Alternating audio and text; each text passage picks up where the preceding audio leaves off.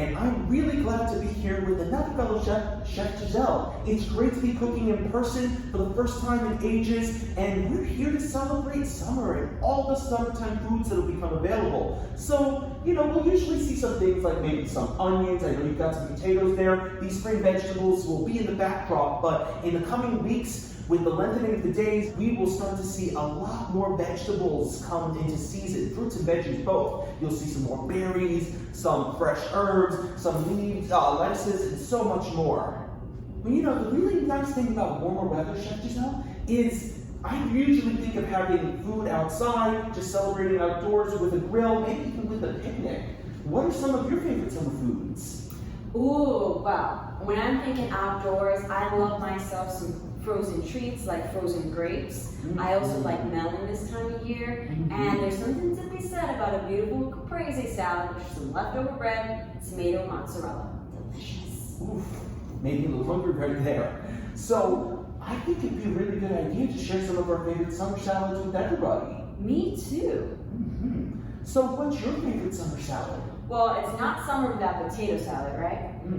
So that's what we're going to be making today, but we're actually going to be making a no-mayo potato salad by using olive oil instead. Awesome. So I hear you on the no mayo, like as far as the food safety concern would be considered, you have no mayo, no eggs in the mayo, so that would make it a little bit easier, more portable, but how are we making it creamy still? Great point, Chef Ricardo. So for sure, our no mayo potato salad is going to do much better in the summer heat, especially if we're going to be outdoors, like in a picnic or a barbecue. But we're going to be able to make a really creamy vinaigrette dressing using the power of emulsification, which is a fancy, juicy chef word which we're going to be learning about today. All right, can't wait for that. On my end over here, when I'm thinking of summer salad, Chef, I'm usually thinking of just different ways that I can get in a rainbow of fruits and veggies. So I'm going to go with the slaw, actually. I've got some ingredients for my rainbow slaw over here. As far as the flavor goes, you can always change up the flavor notes in your vinaigrette, but I think I'm going to go with an Asian style vinaigrette. So I'll show you a little more about the flavor pairings that go into that in just a moment. So let's start with the vinaigrette because that's really the source of flavor in all of these different salads that we've got. Tell me about your vinaigrette. What's going to go into it? Sure, we're kind of making almost a honey mustard vinaigrette today. And so here I have my bowl and I have my trusty friend here, my whisk. Now, first, we're going to start off with my emulsifiers. Now, today we are going to be using mustard, which we have here. Ooh, what type of mustard do you have? That's a great question. So today we're using a brown mustard, but you can use whatever you have in your pantry, whether that's a brown mustard, which would be delicious. You can also use a Dijon mustard. You can also use regular old yellow mustard if that's what you have on hand. No worries. Sounds flexible. I know, right? So I know the vinaigrette is the basis for our salads. So tell me about how you're packing in flavor into your salad with your vinaigrette. Great question. So with my vinaigrette, we're making a honey mustard type vinaigrette today, and that's going to be the dressing of potato salad, which is going to be delicious. We're going to have some potato, some green onion, that's what's called scallion, and some fresh parsley, which is really coming in now that it's summer. That sounds yummy. What about your salad? So on our end over here, I have got slaw going on, and the slaw is just my opportunity to mix in a bunch of different vegetables. So I've got some green cabbage, I've got some red cabbage as well for a nice little contrast. I will dice up some red bell peppers to add a little pop and texture. I've got some shredded carrots to throw on in. It's also going to add a really nice flavor, a really nice color. And then last but not least, I will just toss that up in a vinaigrette. But there's a lot of different things that could be mixed in and out. You don't have to follow any one recipe for a slaw. You could work with what you got at home. I think it's going to be the prettiest slaw I've ever seen. So I can go ahead and get started on my dressing for my potato salad. Sound good, Ricardo? Sounds good. Great. So I'm going to go ahead and get started with what are my emulsifiers. Now, my emulsifiers are basically the ingredients that are going to help hold my salad dressing together so it doesn't separate. So my first emulsifier is going to be my mustard here. Now here I have brown mustard. And I'm putting that in my bowl. Now, my friends, you can use whatever mustard you like. You can use brown mustard like I'm using here today. You can also use yellow mustard or Dijon mustard. Really, whatever you have in your pantry is going to work just fine with this dressing. Now, my next emulsifier is going to be honey, which is going to add a nice little sweetness to our dressing. Now, here's a little chef's trick. Honey's really sticky, right? I know I've measured, tried with a little teaspoon like this. I tried measuring my honey, and it's sticky, and so we got a little chef's trick for that.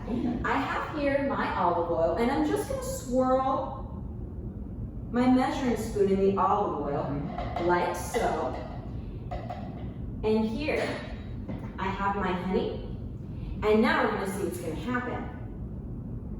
I'm gonna measure out my tablespoon of honey, bring it just to the top there.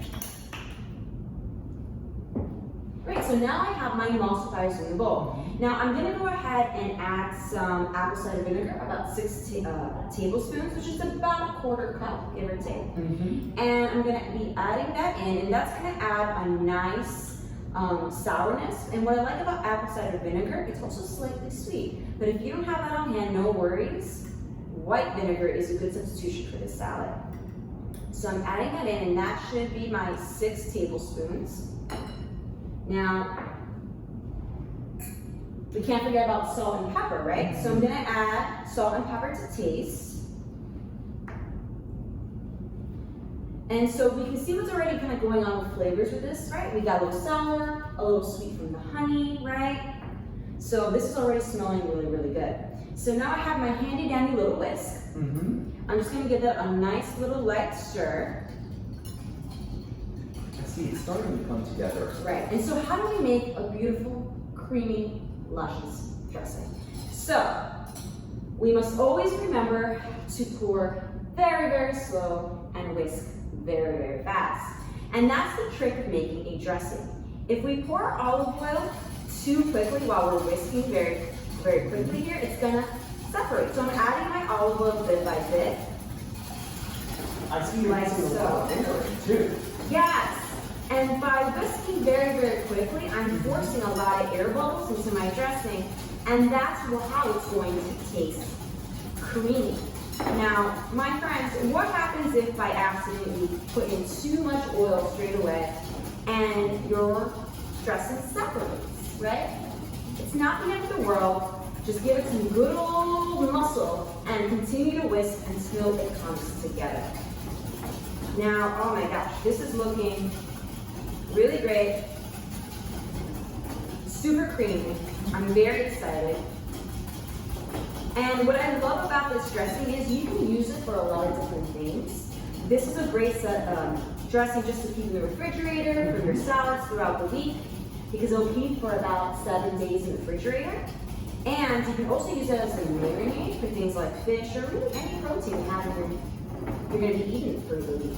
That sounds pretty good. It's always good to be able to use that same dressing in different places. Exactly. And because it's made from scratch, it's just so much better for us and so much cleaner. Not to mention, you might be able just to use the stuff you already have in your pantry, right? Yeah, why do you need to go out and get a bottle of honey mustard dressing? You might have most of what you need already at home. Now, Ricardo, this is looking great. Really creamy. How creamy does that look? Ooh, that looks yummy. Right? So now I have my tasting spoon, because remember, right, chefs always taste as we go, right? But no double dipping, right? So I'm gonna show you how creamy that is, right? And of course, give it a taste. So we have a little bit of sour, a little bit of sweet. It's gonna be great for sour potatoes. Ooh, I can't wait. What about your dressing, Ricardo? So let me tell you what's going on with our dressing over here. I'm going to do things a little differently from you. I've got a little glass jar over here, and what I'm going to do is actually shake to emulsify. You can whisk, but there's more than one way to make a dressing come together. So I'm going to shake everything to come up together. Like your dressing, I'm going to start with the base of olive oil, so rather than add the olive oil at the end, I'm going to add everything all together, all in one place. So I'll start by drizzling in some olive oil here. Now, like yours, I'm also going to add in some honey. I had it in a little bowl here of hot water just to loosen it up. I also put a little bit of oil into my jar over here, but I'm just going to help that come on out with a little spatula action. So I'm adding in my honey, I'm adding in my oil. The next thing that I'm going to do is, rather than use salt to add seasoning, I'm gonna go with some soy sauce. We have some low sodium soy sauce, I'll pull that out in just a moment, and I'm using that in place of the salt. And I'll taste this at the end. If it needs a little more salt to just balance out the flavor, I can go ahead and add that in there. But the soy sauce is also going to help to add a savory or umami flavor to my dressing and the food. Chef Ricardo, what's umami? What does that mean? So umami is the Japanese word for a savory flavor, and it basically refers to one of the flavors that we can taste on our tongue. So if you can think about it, a savory flavor is going to be something you might get from a cooked tomato or a mushroom or even fish. Oh, interesting. That sounds really delicious. So add a nice different quality of flavor. And then on top of that too, I'm gonna go ahead and add in some garlic. So we've got garlic in a whole head right over here. What I'm gonna do is just take my garlic as a clove and I'm going to add that into my dressing right now. So I'll put that in a little bowl. I could mince it up, but I'm gonna go ahead and just grate really quickly. You could do this too, it's just a way of breaking down that garlic. If you didn't have the fresh garlic at home or you thought that that flavor was a little too sharp, no worries, you could just go with the granulated garlic powder. So I'll just grate down one clove. It goes a long way, especially when it's fresh. It tends to be a little bit on the sharper side. So I've got my garlic grated. You can see it right on my grater right here. I'll sweep that in and add that in. Last but not least, my vinegar is going to be a white vinegar. This one, you could do it with the cider vinegar. It's going to add a little bit of a sweet tang, which is not so bad. They're mostly interchangeable, but I wanted a different flavor profile, something a little more plain so that the other flavors can stand out in my dressing. That is so interesting, Chef Ricardo. Thank you, Gisselle. Oh, and a pinch of black pepper. Can't go without that. Now, Chef Ricardo, I see you're not adding any salt. Is that because of the soy sauce? Yes, it is. So even though we have a low sodium soy sauce here, I'm looking at my label. For 1 tablespoon, I'm still getting a quarter of my daily values worth of sodium. So a little bit goes a long way there. Good to know. And I'll just go ahead, pop on the top right here. This is something you could also have the little ones help you out with at home. This is my niece's favorite part. Put one hand on the bottom, one hand on top to cover, and then shake it till it all comes together. Do a little dance while you're at it too. And you can see it's all coming together. It has that uniform color. I know it's going to fall apart a little bit, but once I get this on food, what will actually happen is I'm going to go ahead and massage this into my ingredients. Now, here, Chef Ricardo, I'm just cutting my cooked potatoes. And to give you an idea of how I cook these potatoes, I place my potatoes in a pot of cold water and I let that come to a boil, and I also did salt my water. Okay. So once that cooks for about 30 minutes, which is, you just want to make sure that those potatoes are fork tender, meaning you can kind of run a fork in it quite easily. That's so you know it is cooked. And we're going to drain our potatoes, and once they're cool enough that you can handle them, they're not too hot to the touch, you can go ahead and cut them basically into a medium chop, which is what I'm doing here. I see. And I'm just cutting them, and you know, potatoes get such a bad rap, Chef Ricardo. But really, they're really good for you. They're an excellent source of potassium, and they actually have more potassium than a banana, believe it or not. Absolutely true. Yeah, and potassium is really great for your muscles. So after we're done running around in the park during our picnic, right, we can then eat some potato salad and help out our tired muscles. You want to cut your potatoes basically right to size. You don't want big pieces that are too big, because then, well, that's just going to be hard to eat, right? But I also would imagine you don't want them too small. That vinegar is an acid, and if you let that sit in the vinegar for too long, the potato's going to fall apart. It's all right if it's a bigger one, but if it's a little one, I can see how that might be a little less palatable. My other ingredients here are some green onion, also called scallion, and that's going to add a really light onion flavor to our potato salad. And I'm also going to be adding parsley to this, which is going to add a really beautiful fresh flavor to our potato salad. So you can add anything you like. Actually, you know what's an ingredient my mother adds to potato salads, which I've always loved?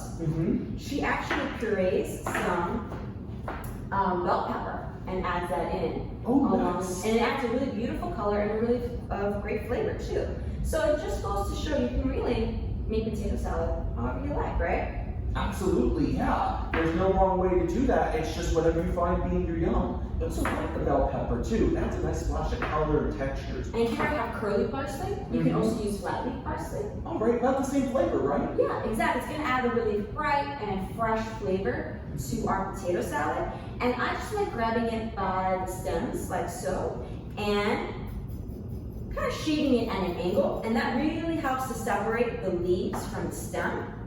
And this is something you definitely gotta learn once you're a chef. We mince so much parsley, and in fact, I remember my first kitchen job, it's all my head chef had me do for 2 days, just cut parsley. Don't miss those days. So, I am just making sure to rip any little bit pieces of stem off of my parsley leaves. Now, I love parsley in cooking. It's actually insanely good for you. It has tons of vitamin K, which is really good for your muscles and your bones. So here we go, that looks good. Now, I'm just gonna go ahead and put this into a little pile, and I'm actually gonna change my chef script here. All right. I'm going to just pinch the handle of my knife like so, and I'm going to put 2 fingers towards the tip of my knife. So now, the tip of my knife isn't leaving the board, and I'm just rocking back and forth. Mince. Now, I'm gonna add this, and actually here I have my cut potato. And this is the Tupperware we're going to be taking to the picnic. So I just thought, hey, save on dishes, right? That's convenient. So I'm adding a good amount of parsley here. And now if you wanted to mix other herbs in here, you really can. Use whatever you like. I like the parsley just because it's really bright and fresh and reminds me of summertime. So I see that you cut up parsley and you put that in, but you've also got the stems on the side. I noticed those could be on the thicker side. How do you intend to use them here or if at all? Well, I know for myself, I usually go ahead and I stick it in my freezer in a little bag. Now, if I ever make stock at home, like vegetable stock, I can use my parsley stems. I'm gonna go ahead and clean up my cutting board here. Parsley's delicious, but it can be messy. Fair enough. Well, let me show you what's going on this side over here. So for our slaw, the first thing that I'm going to do is I cut up some red bell pepper, but I'll just show you one fun kitchen hack that I learned from my friend Chef Anwar about how to cut peppers. Basically, most people tend to cut the pepper and cut off the stem, but then you have the seed pod right there, and it turns out to be a little bit messy. So you could cut right here and then core out the stems, but let's minimize the waste. What I like to do is stand my pepper straight up, and I'm going to cut straight down. So rather than cutting across, I'm going to cut down the pepper, and I end up with this nice slice of pepper here. So that pepper, I'm going to go ahead, cut the strips first, and I'll just demonstrate that here. I did a little while you were talking earlier, Chef. But I cut my pepper into little thin strips, using my bear claw to just guide how big my cuts are going to be. They don't have to be 100% perfect, but just knowing everything is the right size takes me in the right direction. And then I'm going to come across and just make a little small dice out of my peppers here, just for the texture. It's also going to add a nice little pop. Our red peppers are also a great source of vitamin C. So that is nutritious and delicious at the same time. I think that's enough red pepper for now. The star of my show is going to be my cabbage. And so you could use a green cabbage like what I've got here. I've pre-shredded a little bit that I'm going to go ahead and add on into my bowl. The next thing that I'm going to do is just show you how I work with red cabbage. And red cabbage will add a nice contrast. So I'm going to go ahead and work with my red cabbage here. Before anything else though, I just want to get my pepper off the board. You definitely want to have a bunch of bowls available for you, especially if you're working with a salad that has a lot of different components, a lot of different moving parts and pieces. So let me just sweep off my bell pepper here, use the back of my knife to help pick that up. Chef Ricardo, now are there any lettuces that you can go into the salad? So when I'm thinking of lettuce like romaine lettuce or a iceberg lettuce, I think those are a little too thin. They are going to basically turn to mush with the extended contact with the dressing. But our cabbage is a cruciferous vegetable, and so that's got a lot of a tougher leaf. When I think of what can go into a coleslaw, kale would also be my go-to as well. So both are relatives of cauliflower, of broccoli. They're both going to be really good for your health. So I've gone ahead, I've quartered my cabbage right here, I've also taken out the stem and just kind of cut off a little V right there just to get off that hardest part. Once I've got it cut down to size though, what I'm going to do is using my bear claw, I'm going to come in nice and tight and just make some very thin strips. And you could put this into a food processor just to shred it up, but I'm taking a hands-on approach to things. Just always keeping that bear claw nice and tight to just help guide my cuts and make everything about as thin as I possibly can make it, which is also just going to help this get tender quicker. This is just one way that we can eat a rainbow. And Chef Ricardo, what do you mean by eating a rainbow? So let me be perfectly honest, I am not talking about adding Skittles to this salad at all. When we eat a rainbow of fruits and vegetables, we're looking at all the different colors, our reds in our bell pepper, our orange in our carrots, our green and purples from our red onion, our red cabbage, the green cabbage. There's a lot of different colors that could be added in. Even though your potatoes are red, and usually potatoes come brown, that's still a color profile to add on in, where we get all these different colors from different places, from our favorite fruits and veggies. That helps to make our body healthier. Those colors are a sign of antioxidants in the food. So I've got my 2 colors of cabbage in here. I'm going to go ahead, add in my bell peppers. I'm going to also add in a little bit of shredded carrot. So you could cut this into matchstick if you wanted for a little bit of a crispier texture. But if you're making a lot of this for your loved ones, for your summer celebration, then you might as well just run it through a food processor. Have that do the work for you. It was nice to take a little second to just clean up, straighten up, get everything out of the way. It's always a good practice as a chef to clean as you go. So now we kind of got our vegetables together, we've got our dressings together. I've got my slaw right here, almost ready to go. You've got your potatoes cut up and dressed with parsley. What's your next step, chef? So I'm going to now add a little bit of green onion, also called scallion, to our potato salad. That's going to add a really delicate onion flavor that's not going to be too strong. So right now, I'm doing what you had the opportunity to do a little earlier. I wanted to take a little taste of my marinade. And so I'm taking a little bit of my cabbage, but if you're making a salad dressing, if you're making a marinade, you always want to taste with what goes into it. I don't think that needs any adjustment at all. It's very forward with the soy sauce, but I'm getting a splash of that honey there. I'm getting a little bit of garlic at the very end. That's a nice balance right there. That sounds tasty. And so what I'll do is, the cool thing about a slaw is, in terms of its preparation, I don't have to do too much at this point. The hard work's already done. I've got all the vegetables cut up, and so what I'm going to do is take my dressing here. It looks like it should be enough, but I'm going to go ahead and add that straight into my salad. So I'll go ahead, add this straight in, and I'm going to drizzle a bit at first. And so what you want to do is, if you want to take a clean approach to this, the best way to do this is to incorporate it by using the tongs to just slowly lift up the salad, make sure that it's getting equally covered. But there's a lot of veg in here, and honestly, I think it needs a little more of a hands-on approach. So I'm going to go ahead, oh, here you go, chef. I'm going to go ahead and massage it directly in. What do I mean by massage? So I've been very rough to this cabbage. I washed it up, I cut it into shreds. It's gone through a lot. I'm going to go ahead and just work in my hands. I've got gloves, so it's not a problem from a cleanliness standpoint, but I'm going to go ahead and just rub in that dressing into my vegetables. And this is really where I'm going to get the cooking action in. You might even see that the volume shrinks a little bit as I just continue to get hands-on with my veggies. True, Chef Ricardo. Now, and you're making sure by using your hands, really every leaf or every slice of that cabbage is getting coated. Absolutely. Right? Whether you're using a tong or whether you're taking your hands in directly, you want to lift from the bottom, bring it up, bring it back in, just fold all the ingredients to make sure everything's covered. And actually shrank almost half the volume. Good to know. Now, Chef Ricardo, I'm ready to finish off my salad here. So we're going to go ahead, and here I have my Tupperware container where I have my chopped potato, my parsley. I'm ready to add that green onion that I had sliced, and I'm adding that green onion. And here's some more green onion that I had cut up earlier. And I'm adding that in.